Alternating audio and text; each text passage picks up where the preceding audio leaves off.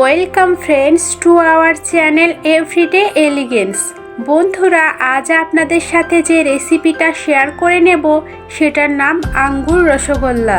বন্ধুরা, আঙ্গুর দিয়ে তৈরি না হলেও যেহেতু আঙ্গুরের মতনই সাইজ, তাই আঙ্গুর রসগোল্লা নাম দেওয়া হয়েছে। আর আমারও খুব পছন্দ এই নামটা।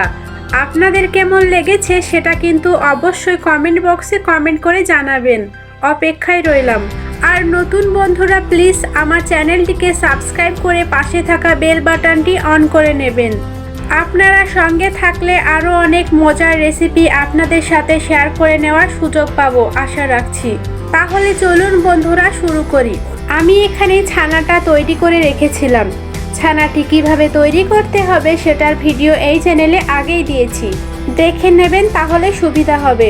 উপরের আই বাটনে দিয়ে দিয়েছি, ওখান থেকেও দেখতে পারেন। আর ডেসক্রিপশন বক্সেও লিংক দিয়ে দিয়েছি।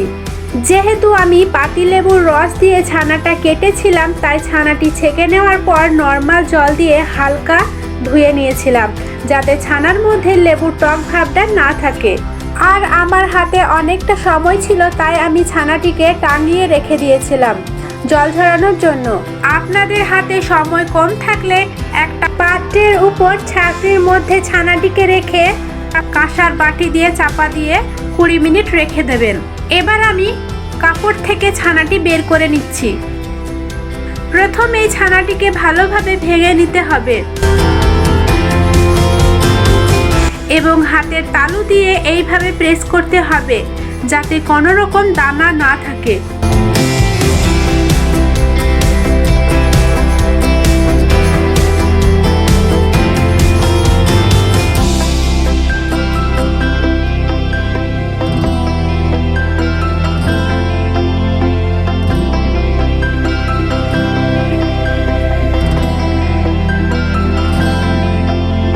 এবার এর মধ্যে দিয়ে দেব 1 চামচের একটু কম পরিমাণ অ্যারাউট পাউডার।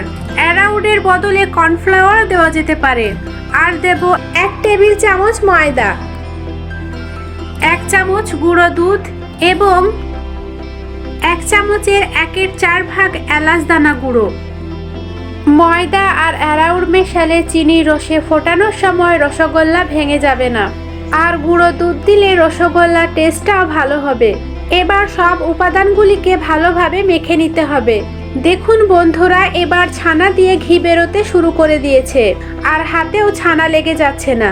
সবশেষে 1/2 চামচ চিনির দানা দিয়ে মেখে নিয়ে এবার ছোট ছোট আঙ্গুর আকারের গোল করে নেব 2 হাতের সাহায্যে। চিনির দানাগুলি রসগোল্লার ভিতরে ফাঁপা ভাব আনতে সাহায্য করবে। গোল করার সময় খেয়াল রাখতে হবে যেন কোনো রকম ক্র্যাক বা ফাটল না থাকে।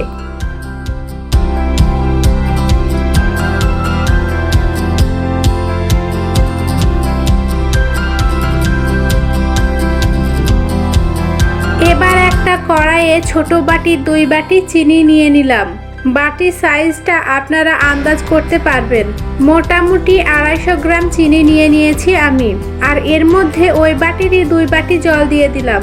চিনিটা গলে গেলে 2টো এলাচ দিয়ে দিলাম এবং আরও 4 বাটি জল দিয়ে দিচ্ছি, কারণ রসটা খুব ঘন হয়েছে। এবার রসটি ফুটে ওঠা পর্যন্ত অপেক্ষা করতে হবে। এদিকে রসটা ফুটতে ফুটতে সবটুকু ছানা গোল করা হয়ে গিয়েছে। এখন ওই ফুটন্ত রসের মধ্যে ছানার গোলগুলি ছেড়ে দেব। গ্যাস হাই ফ্লেমে রাখতে হবে। এইভাবে এইগুলিকে প্রায় 30 থেকে 45 মিনিট ফুটাতে হবে।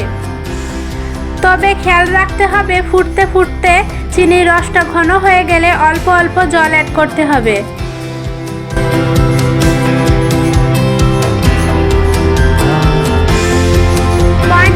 মিনিট পর এবার আমি ওভেন অফ করে দিয়েছি। এবার রেডি হয়ে গেল আঙ্গুর রসগোল্লা। এবার আমি সার্ভ করে দেব। দেখুন বন্ধুরা, রসগোল্লাগুলো কতটা সফট এবং স্পঞ্জি হয়েছে। এইভাবে আপনারাও বানিয়ে নিতে পারেন বাড়িতেই আঙ্গুর রসগোল্লা, আর স্বাদ হবে দোকানের থেকেও ভালো।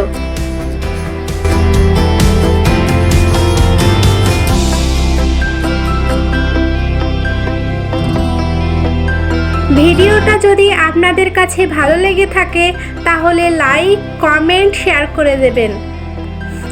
আজ এখানেই বিদায় নিচ্ছি। দেখা হচ্ছে নেক্সট ভিডিওতে। সবাই ভালো থাকুন, সুস্থ থাকুন। ধন্যবাদ।